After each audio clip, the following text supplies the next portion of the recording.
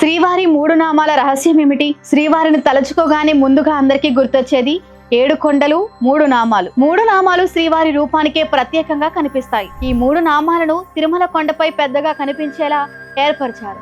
7 కొండలకు నడకదారిన వెళ్లేటప్పుడు కూడా 3 నామాల కొండ ఉంటుంది. అది దిగువనున్న తిరుపతికి కూడా కనబడుతుంది. శ్రీ వెంకటేశ్వర స్వామి ప్రతి ఫోటోలోనూ 3 నామాలే ప్రత్యేకంగా కనిపిస్తాయి. అసలు శ్రీవారికి ఈ 3 నామాలు ఎందుకు అంత ప్రత్యేకం? 3 నామాలే ఎందుకు అలంకరిస్తారు?